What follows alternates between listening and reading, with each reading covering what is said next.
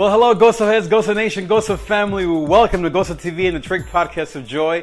My name is David Trigg, and today I want to talk to you about the second component of living a life of GOZO, crisis. You know, I think that in order for us to be able to live a life of joy, it's very important to understand and to know how to navigate the crises in life. The reason is because when crisis happens, whether it's a financial crisis, maybe something in our relationships, maybe something in our body, something that happens outside of us, the economy, things around us, we have at least two choices. One is either to know how to navigate through them and learn from those crises, or to give in to them and to completely lose sight of our true purpose and our true calling in life. And so I want to be an example to you of how to go about navigating and what I call finding grace or finding gozo amidst fear, anxiety, depression, amidst your crisis.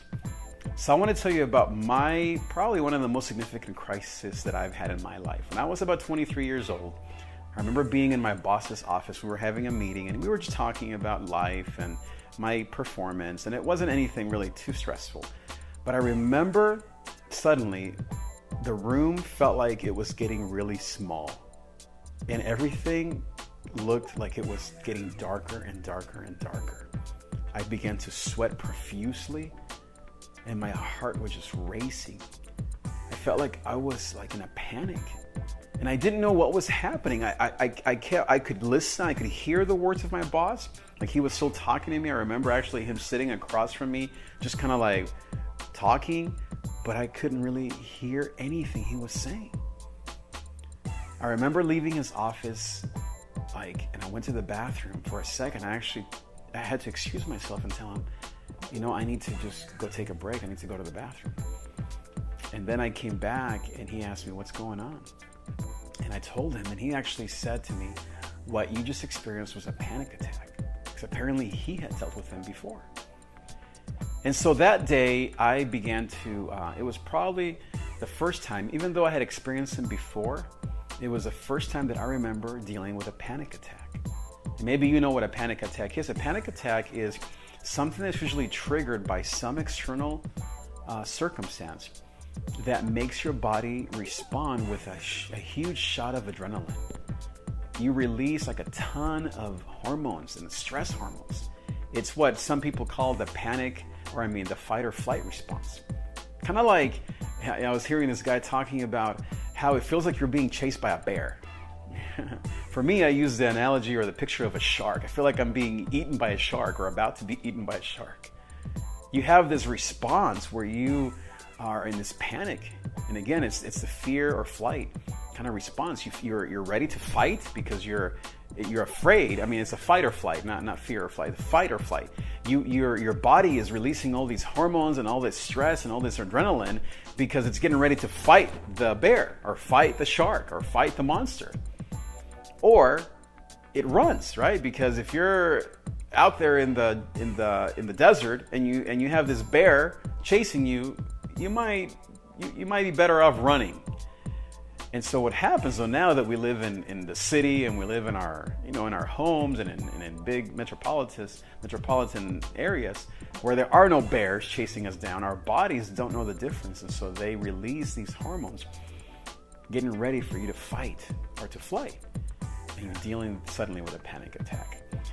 Now, I remember after that experience, kind of like for many months, and I would say even years, hiding those things from my boss, from my employee, from people I worked with, from my wife, from friends, because I didn't really know how they would react. And maybe you have been through a crisis where you go through something traumatic in your life and you don't really know how to even describe it to your friends.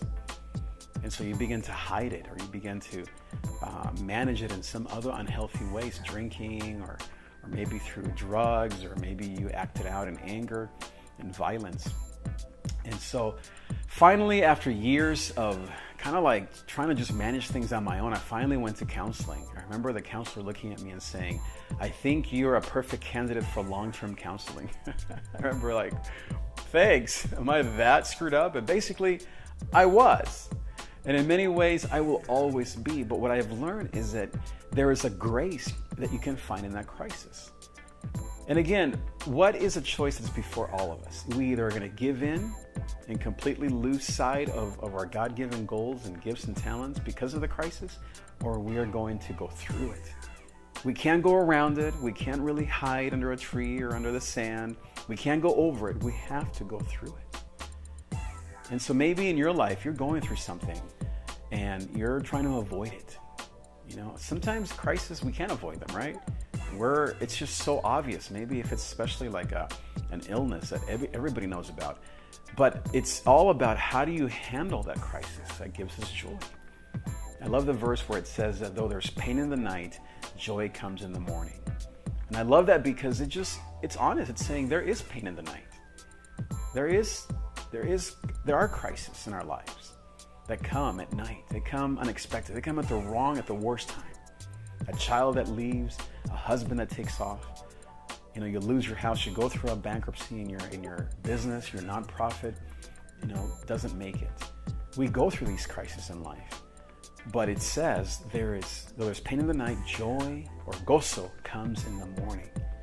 And now I don't take that to be that like magically things happen, but I do take it to mean two things. First is that God is faithful and that no matter what, He is good. And then second, that we have to sometimes wait and work hard to get out from under that rubble. And we have to be patient and pursue and never forget our true calling in life. So GOZO heads, I just want to encourage you, for us to live a life of joy, a life of GOZO, we can't go running around avoiding the crisis of life. We have to do a few things. So here's some practical things that you can do. First, when you're facing a crisis, is just call it what it is. Just say to yourself, you know what? I'm going through this. I'm going through a bankruptcy. I'm going through a divorce. I'm ill. Sometimes just simply acknowledging it and not hiding it from people is the first step towards GOZO and towards healing. Second is don't isolate. Look for people that you can share this stuff with. Whether it's a counselor, a pastor, a spiritual therapist, maybe it's a business coach, maybe it's a life coach, maybe it's just somebody that you trust, a parent, your mom, your dad, your sister, where you can go and say, I need people, I need help. And then third is to pursue your God-given goal. Never forget, what happens when we face crisis is that the first thing that goes are our dreams. And for a time, I think we have to focus and really heal and take care of ourselves. But eventually, you have to go back to being you, a person of gratitude, a person of generosity, a person that's living on GOZO Street, not on Sadness Street, not on Regret Street, but living on GOZO Street. And what does that mean? That we go back to loving others. And we'll talk about that in the next episode. So GOZO heads, I just want to thank you for always being here. And what I want you to do is to email me. Email me at trig@davidtrigg.com or tweet me at davidtriggla and let me know what your current crisis is. Maybe you want to comment on this video below, whether you're on YouTube or whether it's on Facebook or wherever you're watching this. Maybe it's in iTunes.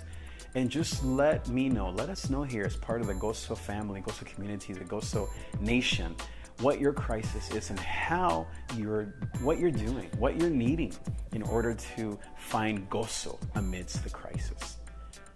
I want to encourage you as I wrap this up. GOZO heads, next week, next Wednesday, we're going to have here in studio an amazing panel of experts helping you with all kinds of things. Especially we're going to talk about sexual addictions. Maybe that is your crisis. I encourage you, tune in next Wednesday at 10 a.m. Pacific time. All of the links to the free live webinar are going to be at the bottom of this video. It's going to be a Google Hangout. It's going to be amazing. Thank you so much for watching, GOZO heads. Thank you so much for being here. I am so glad that we have these few moments to encourage each other. You encourage me. I hope that I can encourage you. Have a great rest of this day. Have a great, amazing weekend, and I will see you next time.